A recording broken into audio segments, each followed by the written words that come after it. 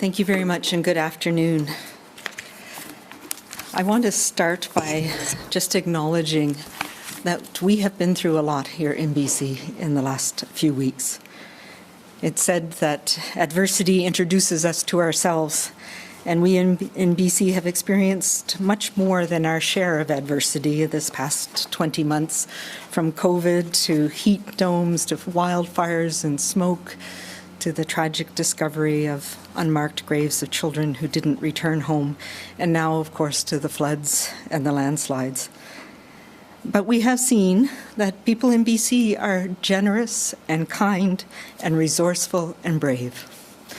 And I just wanted to start today with acknowledging that, and that we will get through this together, that we have some light that we're going to talk about today in being able to protect younger children now against COVID-19, and that we do have this ability to get through adversity together. And where I come from, we have a saying that common suffering builds strong bonds. We are building strong bonds here in BC, and that is what will help us get through this and will help us build back.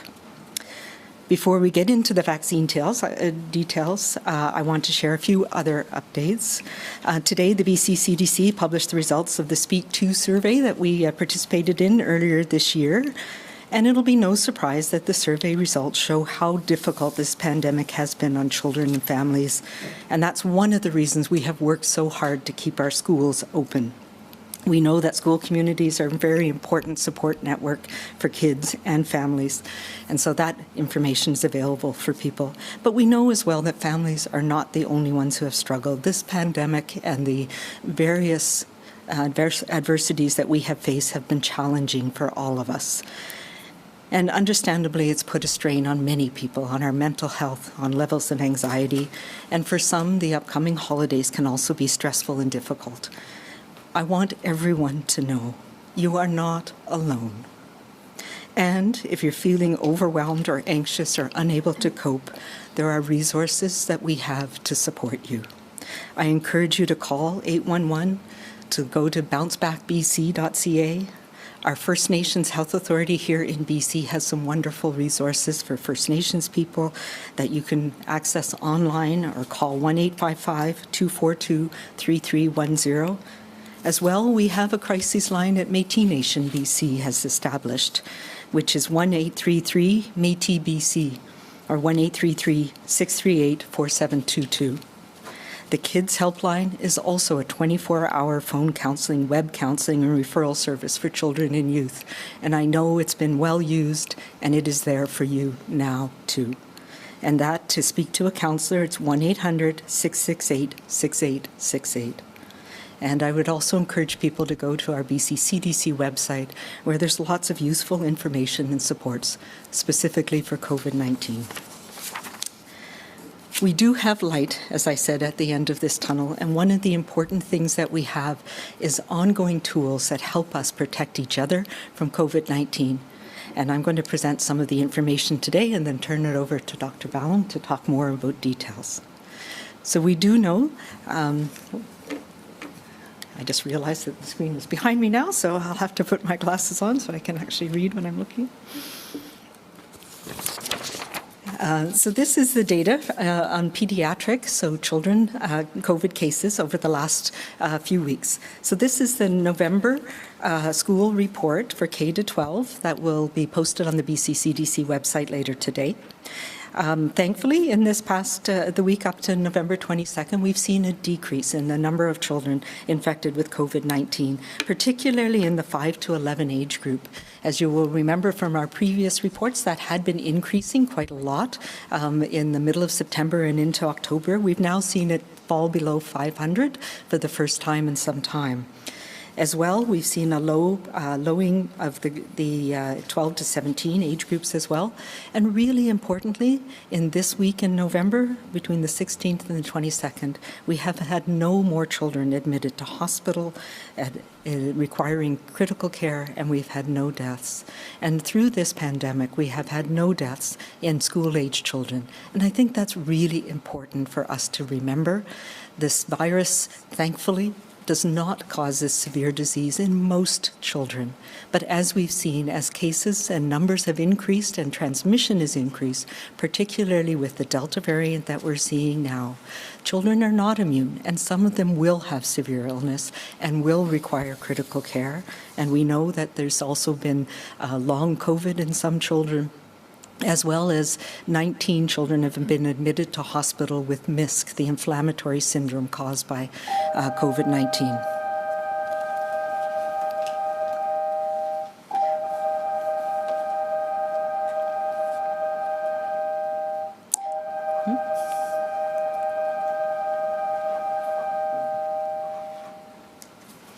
So while it's important for us to put it in context, it is also important to remember and recognize the impact this pandemic has had on children and families.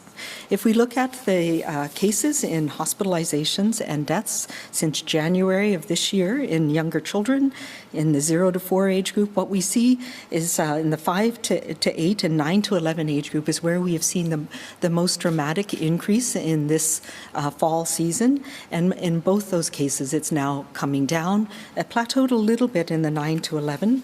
And what we've seen is a steady decrease in the 12 to 17-year-old age group in people, children getting sick in that age group. And that corresponds with the increasing rates of vaccination in that age group.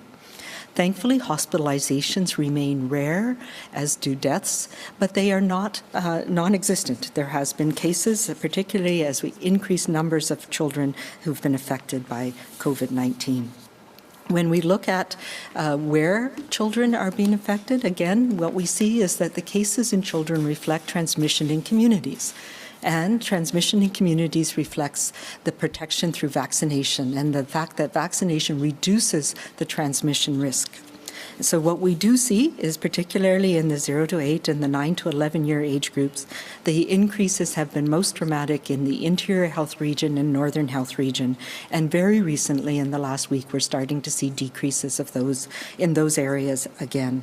What is striking, though, is where we have vaccination of 12 to 17-year-olds, there's been that steady decrease. And in those communities, those areas like Vancouver Coastal in particular, and areas of Fraser Health, where the immunization rates are high, the rates of transmission in children have remained low.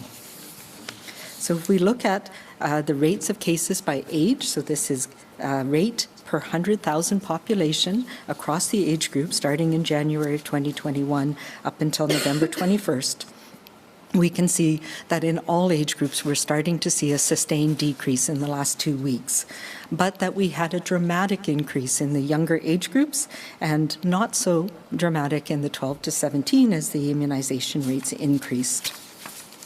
If we break this out, however, by vaccination status, then it really tells us the picture of what's happening. So we can see quite clearly that the rates of COVID-19 in 12 to 17-year-olds who are not vaccinated are dramatically higher than those children who are vaccinated, and that holds across the board. It really shows us how well this vaccine is protecting people of all ages against transmission of this virus.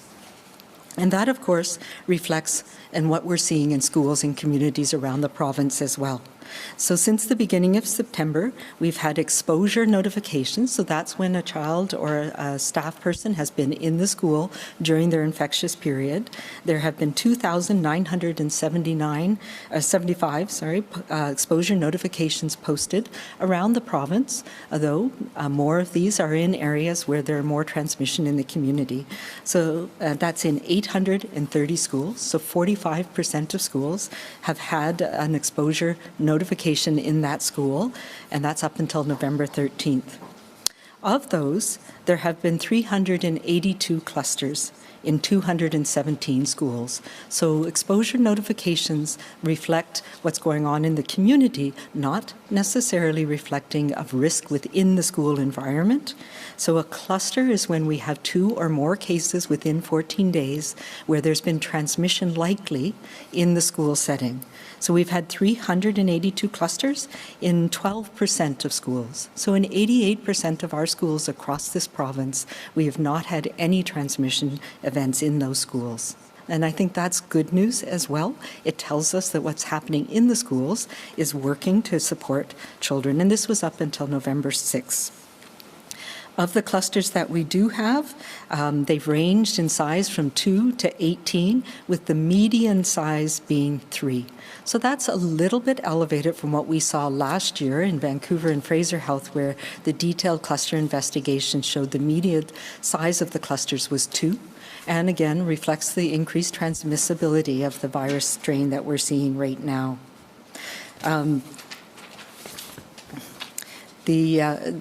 The other thing that we've noted, up until November 6th, we have had 4 reported outbreaks in schools. And so an outbreak is when there's increased transmission beyond just a cluster, and where there's been additional measures that needed to be taken, including going to remote learning, either for the classroom or the entire school. And the size of the 4 outbreaks that have been reported in this reporting period range from 36 to 67 cases. Since November 6th, there have been 2 additional school outbreaks that have been reported, including one today in Northern Health. So again, outbreaks are rare events, but it is important because of the disruption that they cause. And we know that not only outbreaks and clusters, but the exposure events create anxiety and concern and increased testing burden in children. One of the things that will come out, it's in the situation report for schools that's posted today, is the investigation of these cases, particularly around the clusters in schools, shows us that most of the transmission in school-age children happens in the community or at home. And many times that's the same thing, where children have social groups or activities outside of the school setting where there's transmission as well, and then the same group of children are in the school setting together.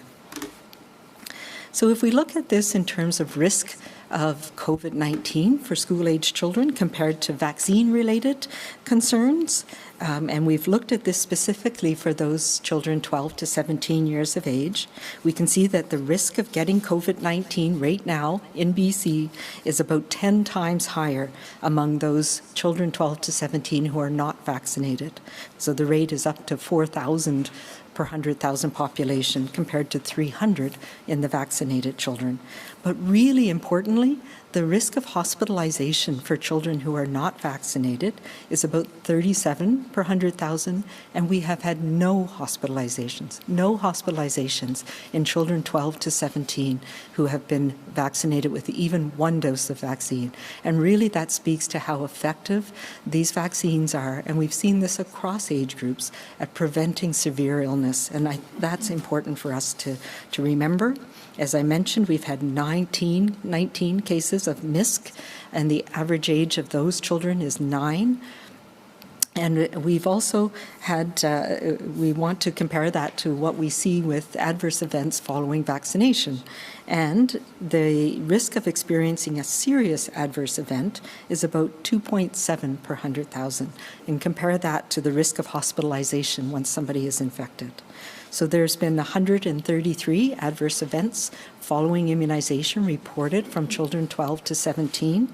And most of these are mild. They're things like fever, headache that lasts for several days, or a rash and swelling at the site of the injection. There have been 14 serious events which required hospitalization, and all of those children have recovered and been discharged. The primary reason for a serious adverse event being reported is a severe allergic reaction or anaphylaxis reaction. So what we see from this, and what we've learned from immunization of older children, and from what we've seen around vaccination around the world, that long-term effects are very, very rare. This shows us the pattern that we're seeing when lots of children are being vaccinated. We do get reports of adverse events. Most of them are mild, and the occasional report, as I said, of serious adverse events. This reminds us that even though these mRNA technology is new to vaccines, it's not new to medicine. It has been around for a long time. We've been using them for specific treatments, for things like cancer treatments. They've been used to try and develop influenza vaccines, other types of vaccine technology. So I think it is important that we do know a lot about these. While it's a new formulation, it's not a new thing to medicine to understand how mRNA works. So that is a nice segue into the fact that we now have another tool that we can use to protect children from COVID-19.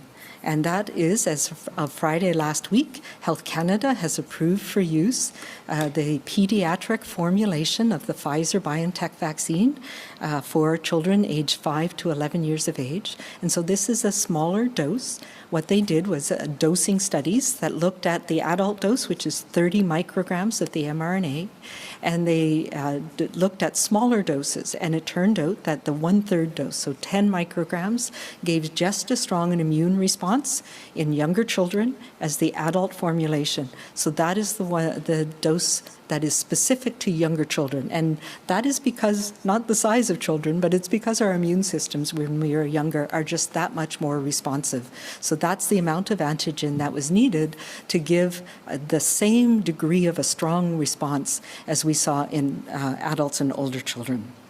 So that's important. The other thing I think is really important, other than that this vaccine is tailored to younger children and their immune systems, is that Health Canada's role as our independent regulator is to do a thorough review of the safety data, to review the data on how well the vaccine works in children at that age group, and to look at the good manufacturing data from the company.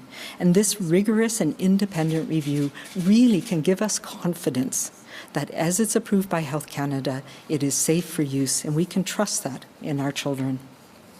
And vaccination of children is important for a whole variety of reasons, some of which I've talked about already. We know that it's important to protect children individually because we cannot always tell who's going to get the severe disease.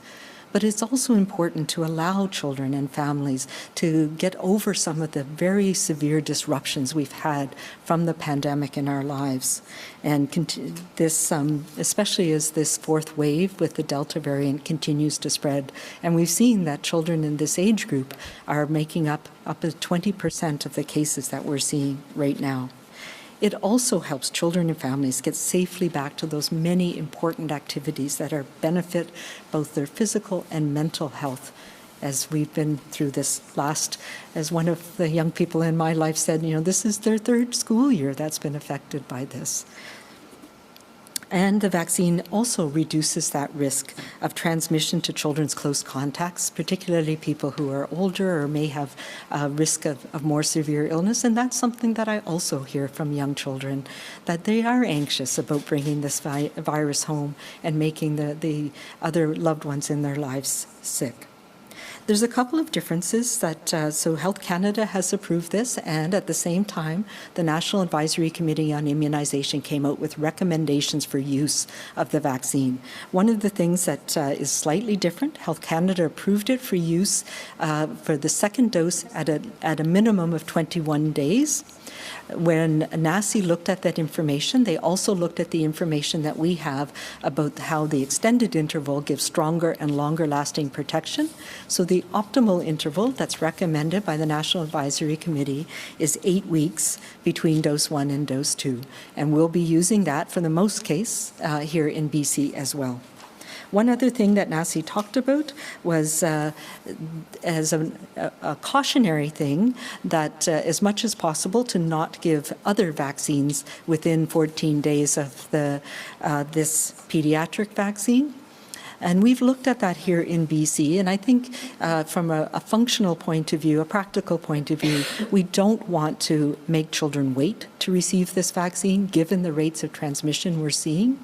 And we don't want children not to be protected for some of the other vaccine preventable illness, particularly influenza. So while we're not going to be giving them together for the most part, we will not be requiring people to delay either one vaccine, whether it's influenza or the Pfizer the pediatric vaccine, the COVID vaccine, or if they've recently received one of their booster doses for the school-based vaccination programs, things like meningitis or MMR. We won't ask them to delay receiving their COVID-19 vaccine as well. So that's a little bit of information about what we're seeing in childhood illness, and I'm now going to end the pediatric vaccine program that we're very excited has been finally approved for use for younger children, and I'll turn it over to Dr. Ballum to tell you how we're going to do that.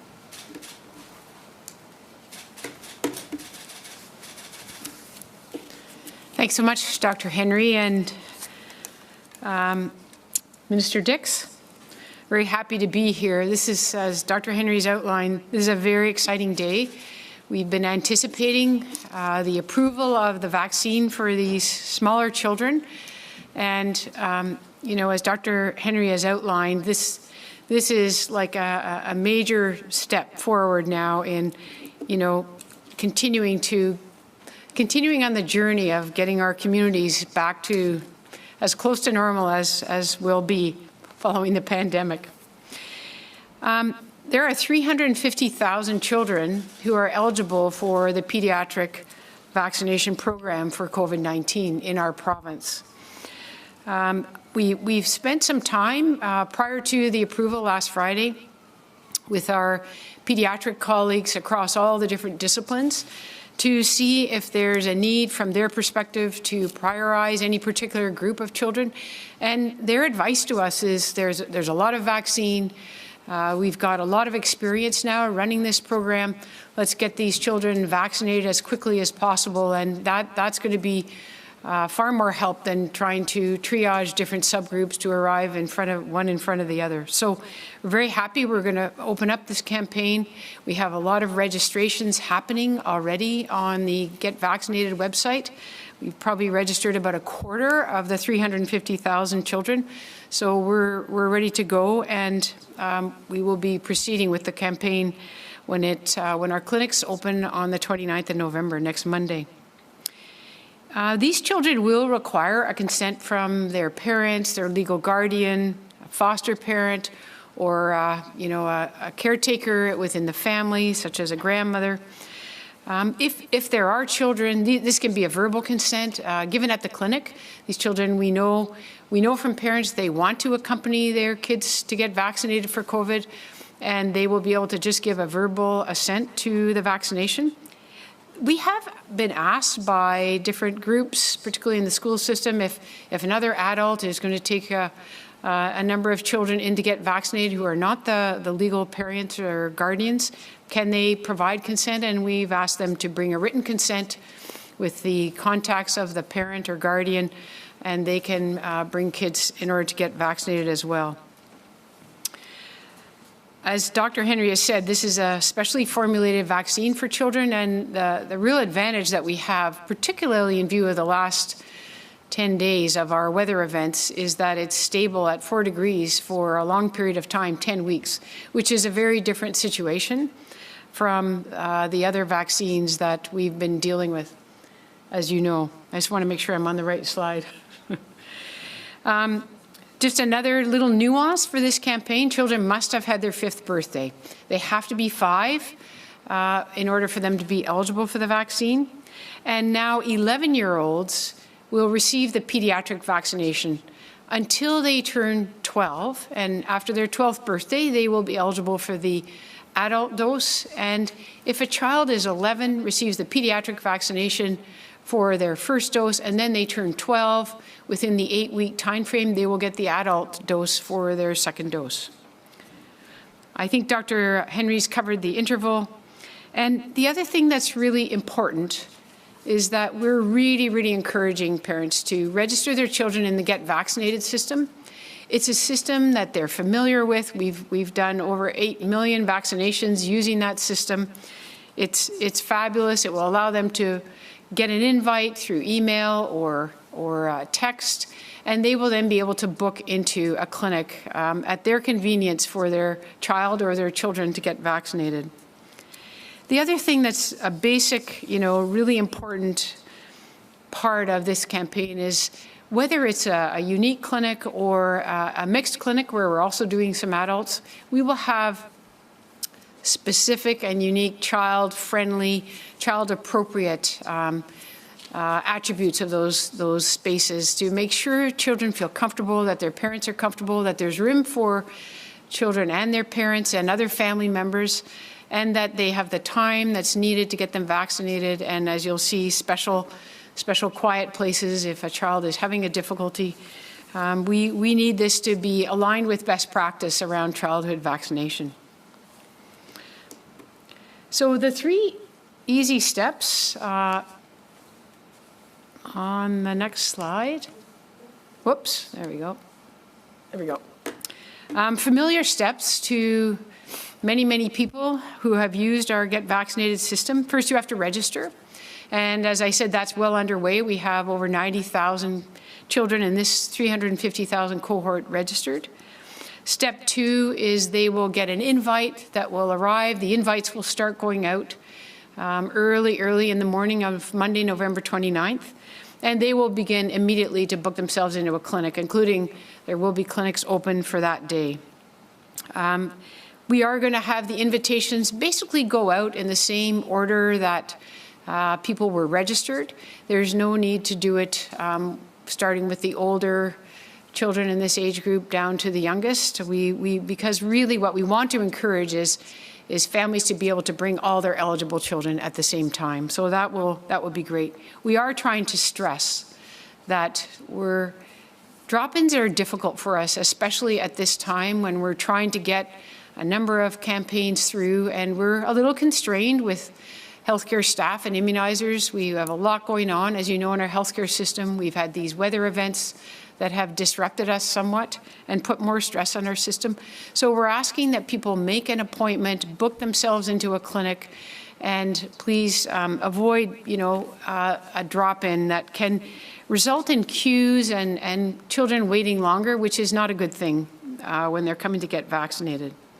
And finally, as I said, when it's their time at their clinic to get vaccinated, even if they have several children booked in throughout the course of any one day, we're asking families, just bring them all in. If you have one child who has their appointment, you just go in at that time, and then you can bring their other siblings who are eligible for vaccination, and we'll do everyone at the same time. And if there are adults like parents who have not yet finished their series and are outstanding for a dose 2, or potentially a grandparent who's ready for their booster dose, or a sibling in the 12 to 17-year-old group that hasn't been vaccinated or is waiting and delaying a second dose, we really want to take care of the immediate family needs as they come to the clinic with their young 5 to 11-year-olds. So as they go on the registration system and to actually book themselves into a clinic, there's going to be 3 naming categories that we'll use in order to help people understand what's available to them. First is what we're calling family clinics, and those will be clinics where we're actually not doing any of the other streams like boosters or dose 1 and dose 2 for the adults in our population.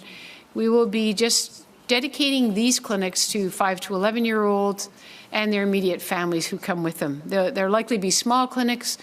They're not going to be everywhere, but we're going to try and use them strategically in communities where we're concerned about making sure we reach the 5 to 11-year-olds and their parents. So that's what a family clinic will be. There will be other clinics that are only for 12 and up individuals in our public, and those will largely be the pharmacies. We are not going to put the pediatric vaccine in the pharmacies. They will already be dealing with the booster campaign, the dose 1 and dose 2s of 12 and above. And at this time, we feel it's not indicated to put the pediatric vaccine in the pharmacies.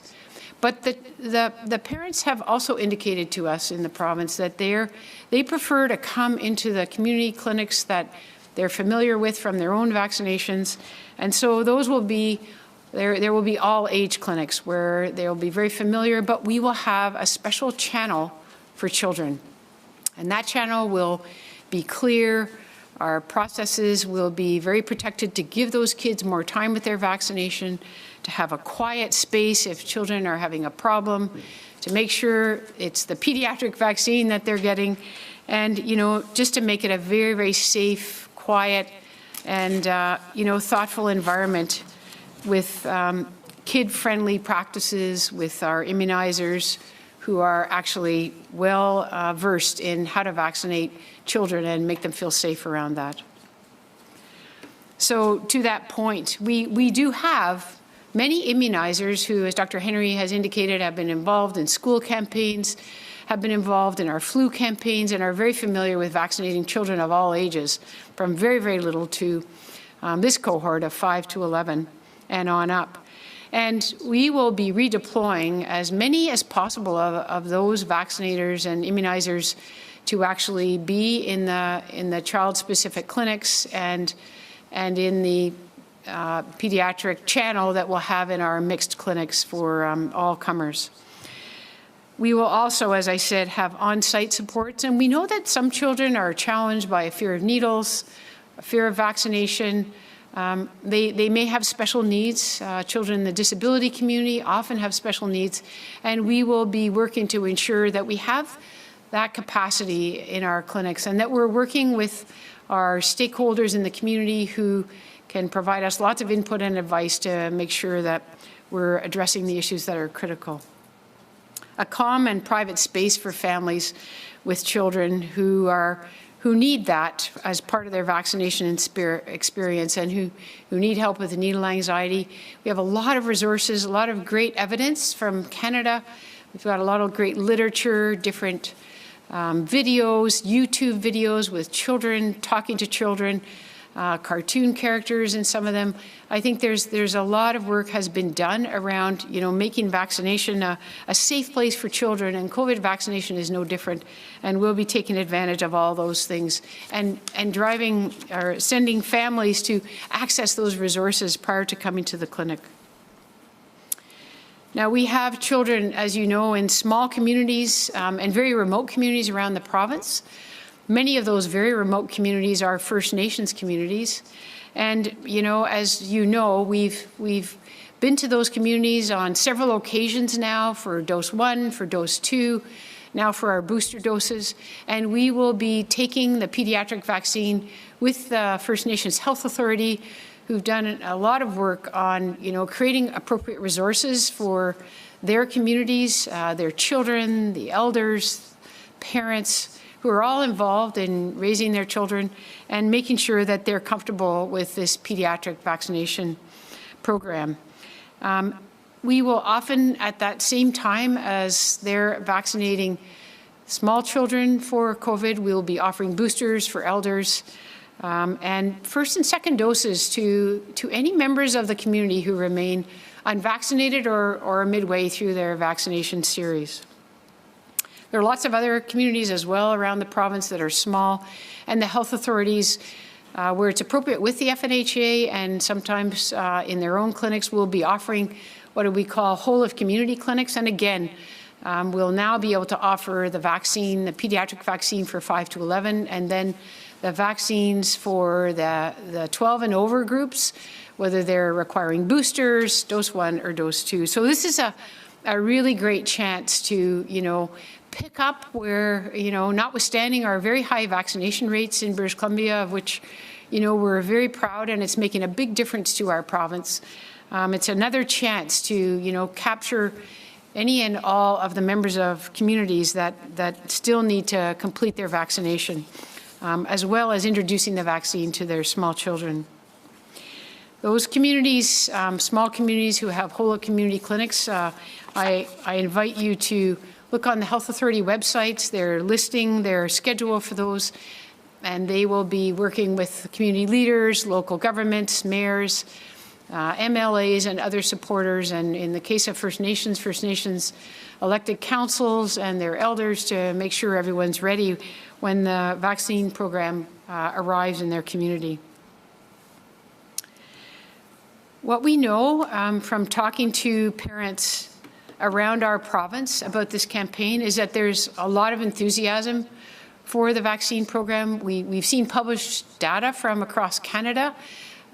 British Columbia is one of the leaders in terms of the intention of parents to have their children vaccinated in this age cohort. And we've confirmed that in our discussions with parents across our province from our own surveying. And essentially, it's really important. They told us a few things. They said they really want good information. They want to have it accessible. They have children with different kinds of needs, and they need information that will give them the best chance to make the right decision and make sure that vaccination experience is a good one.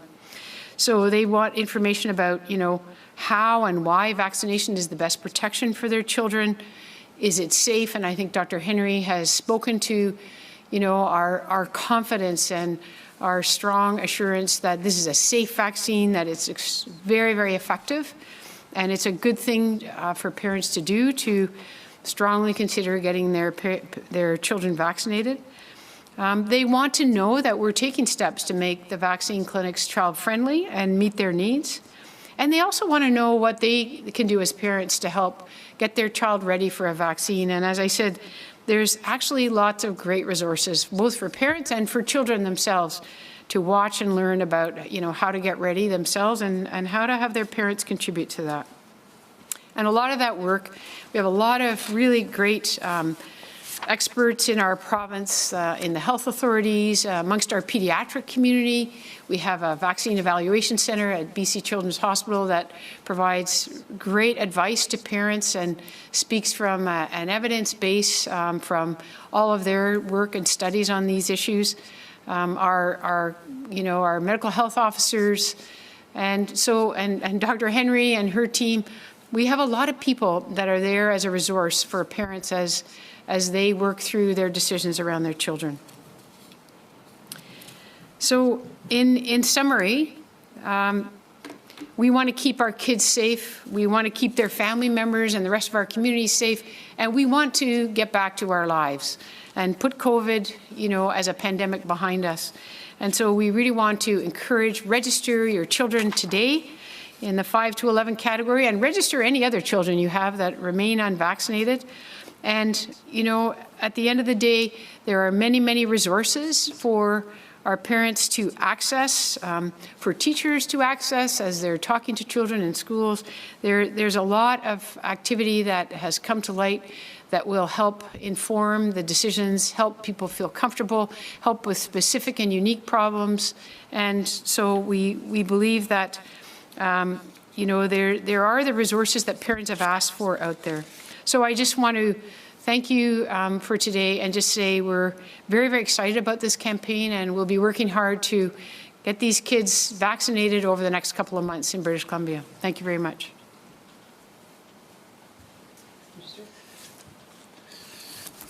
Thank you, Dr. Baum. Thank you, Dr. Henry. Just a few updates as part of our regular Tuesday updates, and then we'll look forward to moving on to questions.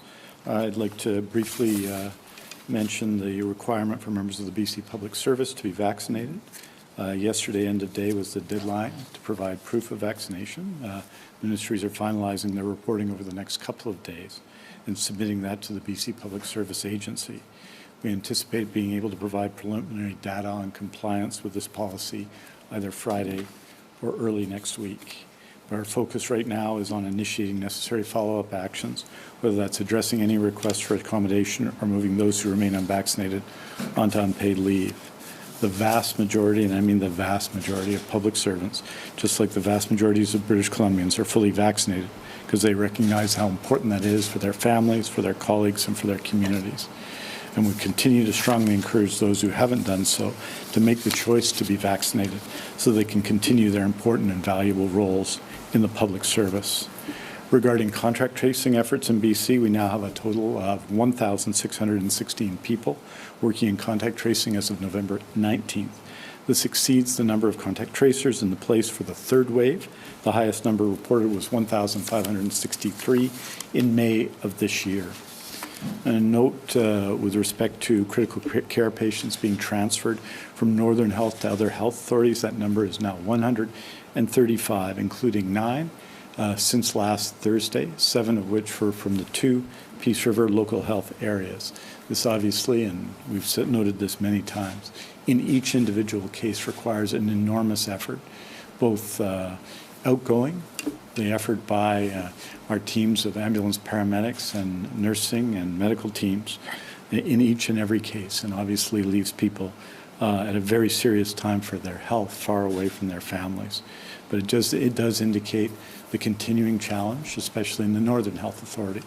You'll know that yesterday, overall test positivity in the province was 3.4%. That's across the province, but that included 16% in the Northern Health Authority. I would say overall, and we report on this in terms of acute care capacity. As you know, we have 9,229 base acute care beds in BC. We've added 2,353 surge beds. As of Monday morning, the patient population across BC hospitals was 9,166. We also have 510 critical care beds and 218 surge critical care beds.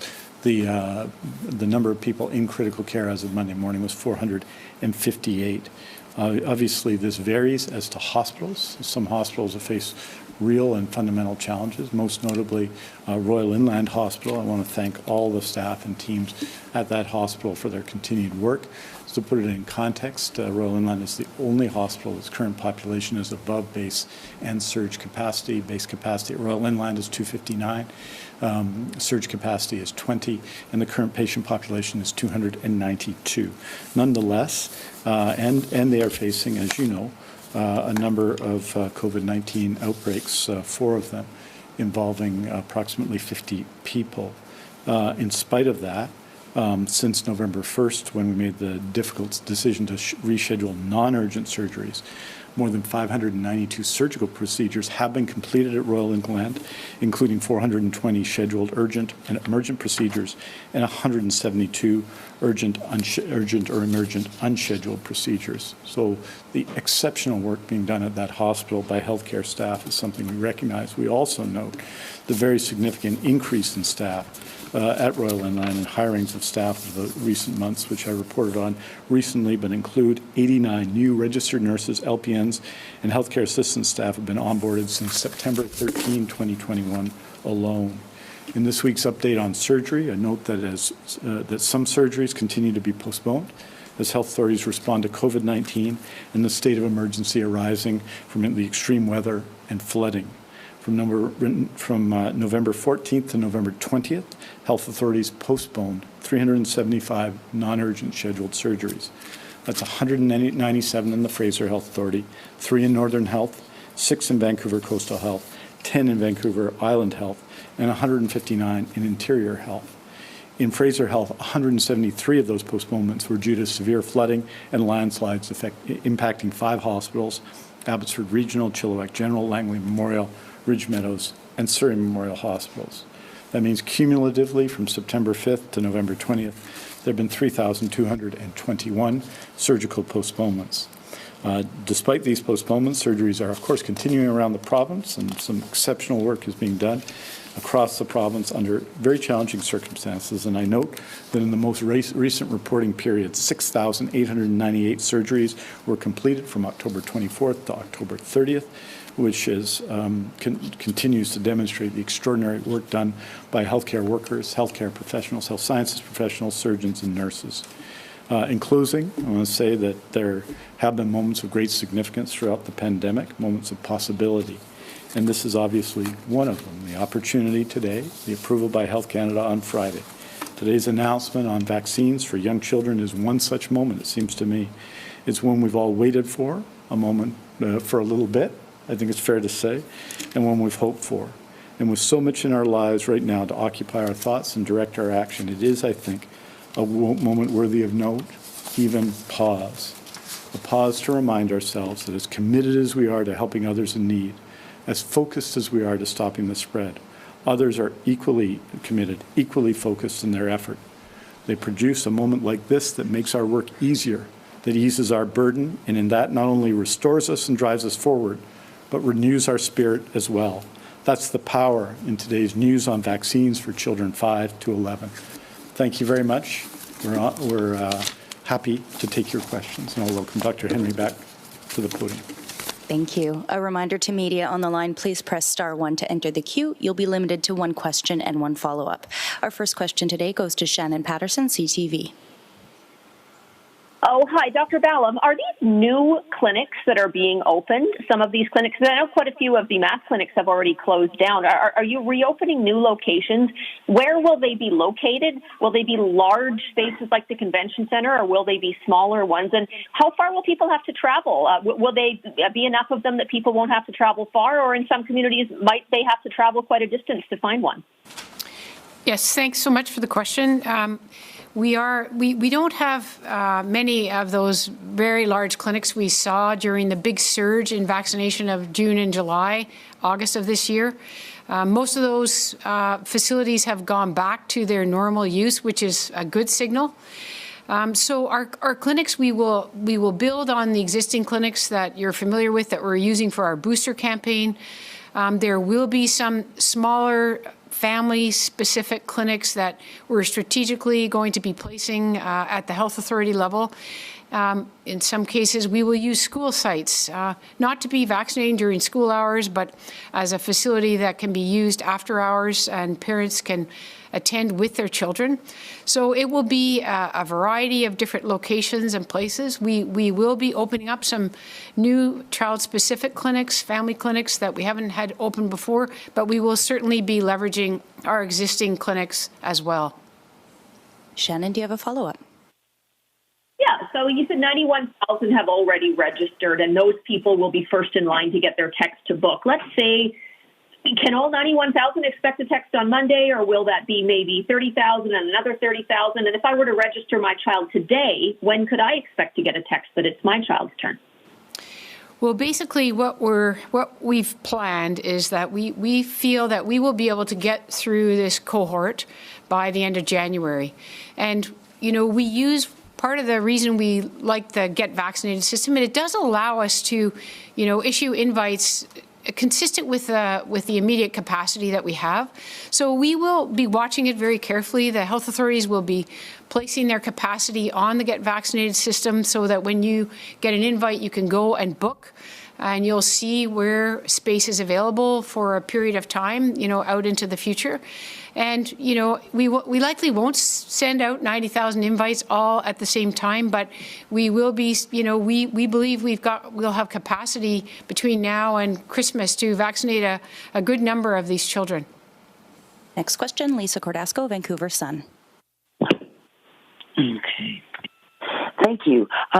You mentioned that you came to the conclusion that the intention of parents to immunize their children is very high in British Columbia. Can you put some numbers to that, or names of studies or surveys that you've looked at? Any data that you can share on that? Sure. So we've done a number of studies through the Vaccine Evaluation Centre. They've done their spring study, as well as some of the work that's been done by our behavioural folk, BCCDC and other places. And in general, we tend to be higher than the polls that we've seen presented nationally. And from the example that we have from the Vaccine Evaluation Centre, it was 68% of parents were wanting to have their children vaccinated right away, and another 20% within said they're absolutely going to vaccinate their children in the next little while. So those are the types of numbers that we're seeing here in BC, so slightly higher. And I think what we'll see is similar to what we saw when the vaccines first came out, that once they're available for people, once we get a level of comfort in how well they're working and people see that others around them are being vaccinated and how well it's working, that we'll see an increase in people having that confidence to book their own children in as well. Lisa, do you have a follow-up? Yes. Do you believe, as some critics have charged, that your messaging that COVID is... I was just going to say the one other thing that we're watching really carefully is the experience in other countries. And we know that close to 3 million children now have been immunized in the United States. And I've been on calls with my colleagues from Region 10, so Washington, Alaska, and Oregon. And they've really had a really positive experience with children. And what we have not seen are any other safety signals that have come up with the 3 million children in the U.S. So those are things that we'll be making sure that parents are aware of as well. So sorry, Lisa, I didn't mean to interrupt you. Thank you, Lisa. Please proceed with your follow-up. Yes, I just wondered if you believe, as some critics have charged, that your messaging around COVID-19 and children is that, it's rarely transmitted in schools, and that children with who do contact COVID, their symptoms are very mild. Do you believe that messaging has created a sort of hesitancy or a lack of urgency maybe on the part of some parents? And how will your program sort of address that? Yeah, I don't believe that. What we're trying to do is balance the fact that schools are a safe and important place for children. And, I mentioned our SPEAK survey. The first one told us that closing of schools was really hard on families across the board. No matter what, where you lived or what income you had, it was difficult for families. But we've also seen the disruption that children have faced on activities, on social activities, and school is not yet normal. I don't need to say that to anybody who has children in the system. So this is important. It means that the things that we're doing are working to help get as normal as we can for children in this pandemic time. But the reality is we're going to be living with this virus for some time, in terms of years. And right now, we are still in a risky period where we're seeing children get sick with this, and younger children who've not yet been able to be protected are getting sick. And it is, as I say all the time, thankfully, mostly a mild illness, but it does cause severe illness in some children. And we know that sometimes children bring it home and it can cause more severe illness in other members of the family. So it is important across the board to get us through this. Nobody wants children to get sick, even if the probability is that mostly they're going to have a mild illness. And so this vaccine is important. It's important to help reduce that anxiety, but also to help children get back to more normalcy in their lives. Just say finally, the evidence is that people in British Columbia want to be vaccinated at very high rates. And with respect to schools, we have had vaccination against COVID-19 since May. We have one of the highest, certainly in any of the jurisdictions anywhere near us, the highest level of vaccination of children and youth 12 to 17 already, which is well north of 85% in those categories. So the evidence is that children, youth, parents, and British Columbians want to be vaccinated at very high rates and higher rates in other jurisdictions. And that's because, I think, of the outstanding work of public health, of educators, of communities, and of all British Columbians. We have, to a great extent, all been in this together. And overwhelmingly, people in BC, 90.9% of people over 12, the vast majority, more than 17 out of every 20 children between 12 and 17, and a high proportion of young people between 18 and 30, I think as high or higher than anywhere else in the world in those categories, demonstrates the commitment of British Columbians and the work, I think, that's done by our public health teams around BC. So the evidence is clear in all of the other groups that we've been offering immunization to, and I think it'll be clear in this group. But we've got lots of work to do, and there are more questions to answer with children 5 to 11, and you have public health teams and communities going to work with everybody to make sure their questions are answered. Next question, Richard Zussman, Global News. With notices going out on Monday, how quickly do we anticipate the first group of British Columbia kids 5 to 11 will be immunized? And with the vaccine arriving in the province tomorrow, why not start vaccinating kids this week in areas that are close to the distribution hub where you'll start getting the vaccine? Yeah, so I'll let Dr. Ballum talk to some of this, but just in general, this is a new vaccine. It's a new formulation. We want to make sure we have all the processes in place, and it gives us an opportunity to look at where the registrations are, look at targeting where the clinics are, making sure that we have all of those things in place. And it's going to be a challenge to get to some parts of the province, as you know, because of the weather events that we've been experiencing. So yes, there may be some smaller clinics in some of the communities in the Lower Mainland where it's access, perhaps. But we really want to do this in earnest once we have people trained up on the new formulation, the new vaccine, and make sure we have all of those processes that make it a positive experience for families in place. And so that's going to start on Monday. There will be children being immunized on Monday for sure. That's right. That's good, Doctor. Yeah, and then we'll just take off from there. Richard, do you have a follow-up? I do. Just to the question that Shannon was asking earlier, I'm trying to understand, Dr. Ballum, like the time frames here. Like, is there an estimate for how many pediatric shots the province hopes to accomplish per week? It seems like a long time between now and the holidays. So will there be some families that have registered now that are still waiting to get a vaccine, by the middle of December? Yes. So basically, right now, we are maximizing over the last few weeks. We've been doing about 85,000, and last week 100,000 vaccinations a week, and that is, that is largely our booster campaign, which has, as you know, really picked up. We started that 4 weeks ago, and we're moving through that. So we've been going full tilt on the booster campaign with all the complexity that, that entailed, given that we're boosting people who got their dose 2, sometimes before we even had the Get Vaccinated system. We have created planned capacity for the children's vaccine, and it will be opening up. That's part of the reason why we're waiting till Monday, where we just want to start driving these children on through this program. It is about creating those special spaces and taking our existing clinics and creating a pediatric channel. And I think our sense is we're going to get all the children through in the next 2 months, December and January.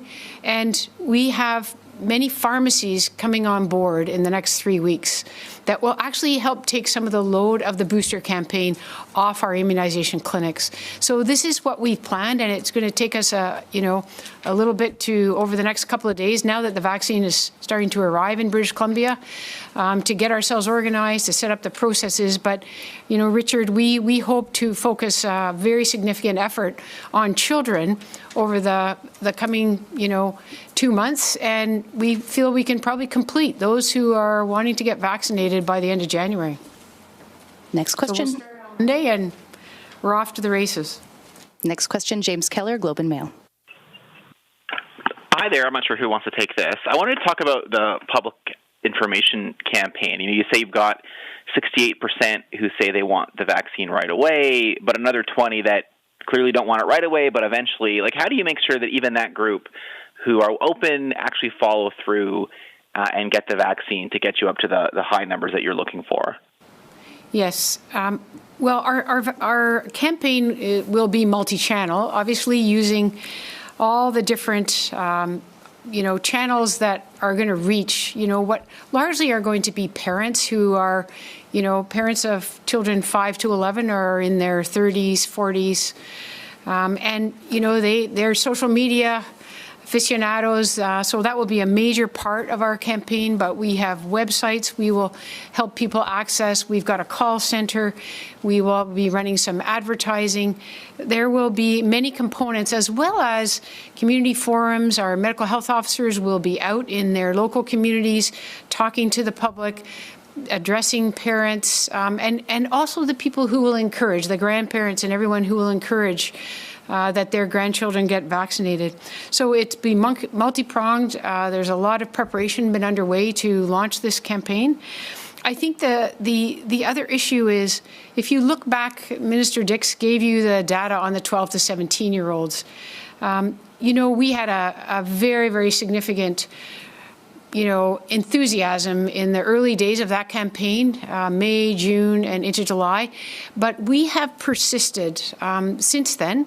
We continue to actively vaccinate 12 to 17-year-olds, and I think it's one of the reasons that we are now at a level where the rates of vaccination of that cohort are some of the highest, as Minister Dix said, in the world. And it's just patience, strategy, understanding once you have the group of people that really want to get vaccinated, have come through, how do you then turn your attention to the ones who have taken more time or still thinking it, on the fence? Some of them actually initially intending not to get vaccinated, and we've shown that we can bring them along. And that's a really, really going to be a really important part of our campaign, beyond January, where we hope to have vaccinated all the willing and the people that are enthusiastic, and their children, obviously, and then turn our attention to those who need more help, more support, more encouragement, more information, whatever it is that's going to get them to make that positive decision. I don't know, Dr. Henry, if you want to add anything. James, do you have a follow-up? Yeah, just a very quick one about those survey numbers. I think earlier I had heard almost 80% are willing to get vaccinated, but I think just now 68% plus 20. So is the number really like you're thinking potentially almost 90% of parents are going to get their kids vaccinated, or at least that's what they told the surveyors? Is that, I just want to double check the numbers. Yeah, I think it's close to 60% say they're ready right now to get their children vaccinated. Another 20% said they're going to consider it over. They need a little more time, a little more information, a bit more support, and then about 20% who are actually, not sure at all that they want their children vaccinated. I think that's the breakdown. I did, yes. I actually gave Dr. Henry the wrong number in the technical briefing, but the numbers are 58%, 18%, and then the rest of them are still wanting, not there yet. Dr. Brown, yes, sorry, Minister. Yeah, just one thing, because it's good.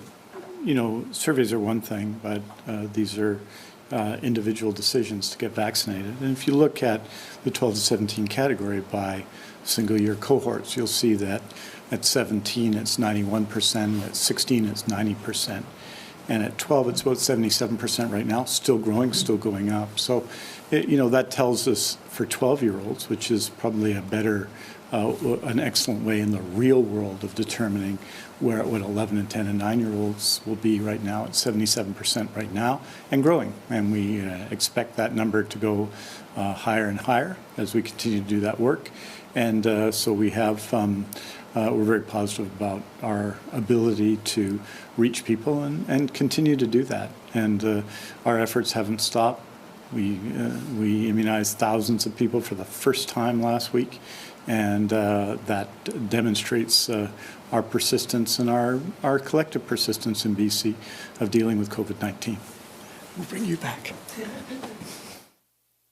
I will also just add that we've been working, especially in this age group, with our pediatric colleagues who are trusted resources for families and family physicians across the province as well. And, they are really important. So it is a place that families can go to get more information about this vaccine. And part of our job, and my job, is to make sure that pediatricians and family doctors have the information they need to support families in making this decision as well. Next question, Lisa Eustace, City News. I know you mentioned it a bit, but I know there's a lot of parents who want to know. So I'm just wondering, Dr. Henry, can you give a bit more details on if someone has an 11-year-old that's turning 12 right away? I know some are thinking, well, maybe I should just wait for them to get their adult shot in January. So can you just talk through a little bit what those parents need to think of? Yeah, so, it is this transition. So we have changed. So what we have been doing all along is going by year cohort. It just makes it easier. Anybody who turned 12 up until December 31st of this year was eligible for the vaccine that's been available. So if somebody turns 12 in January, should they get the pediatric or this new formulation, or should they wait until January? So the short answer is get vaccinated with what's available for you first. So that's a message I've said all along. It stays the same for this. So if you're 11 right now, you can sign up and get your pediatric vaccine right now. And then when you're due for your second dose, if you turn 12 in the interim, you can get the adult formulation or the 30 microgram formulation for your second dose. But I think, and NACI has sort of gone through the combinations and permutations. So if you're 11 and you've already got the adult dose, that's just fine. You'll get a second one of those for your dose 2. If you get the pediatric formulation and you get a pediatric formulation for your dose 2, that's just fine as well. None of these need to be repeated. They're all valid doses. So your individual immunizer will work through that with you, but the short answer is don't wait. I mean, the data we presented today show that it is still children in that age group who are trying to get back to their lives and going to school and having those social interactions and are at risk of getting infected with this virus right now. And as we're going into the holiday period and wanting to spend time with family and loved ones, get vaccinated as soon as it's available to you. Lisa, do you have a follow-up? And again, I know Dr. Ballard touched on this a bit, but regarding the timing of when they're starting, and I know it's only a few days, so I'm wondering why not use this weekend. Saskatchewan started their shots today. Ontario started Thursday. I think many are wondering why, with our registration system, why it couldn't be turned around faster, at least to book a shot for Monday to know that you can go in at 8 o'clock. Why it can't be done before starting on Monday. Well, we are in different logistical situations than many of our colleagues across the country. We were on our call this morning, and it's going to be slightly different in every province about timing. And it has to do with where the clinics are, how we get them set up, how we get the vaccine to the clinics. But rest assured, early Monday, there will be children being vaccinated. The invites will be going out on Sunday for people so that they can, it just gives us time, as I said, to get organized, to make sure that immunizers are comfortable with the new product, that we have the right streams in place to make sure that we have the clinics set up for the pediatric vaccine formulation, and that we get everything in order to be able to do it efficiently. I don't know. Yeah, just one other thing, as they say, apropos of nothing, but just to note on the Johnson & Johnson or the Janssen vaccine that we have been providing that vaccine to healthcare workers who are subject to public health orders. And about 200, I believe, Janssen vaccines have been administered, which is really good news when you think of the numbers of health workers, relatively low numbers of health workers who are unvaccinated. That's real progress. That once we go through the health worker process, that we have, I think, about 1,000 people who have not received their first dose of vaccination, over 12, of course, who are not received their first dose vaccination for COVID-19, who have made requests for Janssen. I want you to know that that will open up at the end of this week, and we'll be able to start booking appointments. So if people are interested out there in the community in Janssen, we received 5,000 doses of it, and it may be that we can receive more. Then they can contact us at the 1-833-838-2323 number. So that's for the Janssen vaccine, but it's worked well for a group of healthcare workers, and now we're going to obviously start to make it available to everybody starting Friday or early next week. So stay tuned for that. If you've told us you'd like Janssen, and if you're interested in receiving that vaccine, then you can contact that number and put yourself on the list for that. We have time for one more question. We go to Belle Puri, CBC. Thanks. Dr. Henry, if you were looking at 80 to 90% of children aged 5 to 11 being vaccinated in BC, how much of a difference will it make in the province's fight to end the pandemic here? Yeah, that's one of the things that is really challenging for us to actually quantify. I know there's been some modeling that shows it makes a difference. So I think there's two reasons why we really want to strive to protect children. One is for their own individual protection. And we've said all along, and the data has shown, that most children don't have severe illness, but they can pass it on. And some children, even healthy young children, end up in hospital, end up having more severe illness. So we want to protect them from that. This virus is going to be with us for some time. So the more of us who are protected from having severe illness for longer periods of time, that's going to help us get through this pandemic. So yes, it is important. And of course, we know that there's trials going on for younger children even, so that we have the option of protecting, or the opportunity to protect, all of our population. But it is something that is going to make a difference. It's not going to be the only thing, but that is the largest group of unvaccinated people in our community right now. So it will make a difference in terms of transmission rates in the community. It'll make a huge difference in terms of disruption of life and school and activities for young people. Do you have a follow-up, Belle? I do. And after Dr. Henry answers, if Minister Dix could give us answers in French, that would be great, please. So my other question, Dr. Henry, it's for a colleague, a little bit off topic. What's the latest advice about plexiglass barriers in businesses? Do they really help, or should they be tossed out? No, they do actually make a difference. I think, people talk about, there's different layers of protection that makes a difference. Some of them are wearing masks, and this is going to be important for us. I've stressed this over the last couple of weeks. Getting through this winter is going to be our challenge, and we have to be patient with each other, and we have to continue to do those things that may be annoying, but make a difference. And that means layers of protection. One of those layers is mask wearing, both me wearing it to protect you and you wearing it to protect me, and the fact that we now have some evidence that masks protect ourselves as well. So barriers are important in certain situations. And I think about fast food restaurants and coffee shops where that barrier does protect you from the person on the other side of it when you're at the till, for example. Where we have to be careful, and where some of the concern has come up, is around ventilation, and if barriers are causing problems with ventilation. And I'll think of one example where we looked at this in some detail. You may recall last fall and winter, we had a lot of challenges with transmission in food processing plants. The way they're set up and the way the workers work, and the challenges with wearing PPE in those situations. And so we worried about whether some of the barriers that had been put in place had actually interfered with ventilation. So we did assessments, and WorkSafe BC was part of that. And it really does show that appropriately placed barriers do make a difference. In and of themselves, they're not everything, but absolutely they make a difference in checkout places, stores where it does help stop those droplets from going back and forth. They're not the only thing. You need other layers of protection as well, and included with ventilation, really important in terms of dispersing virus so that you don't have that risk.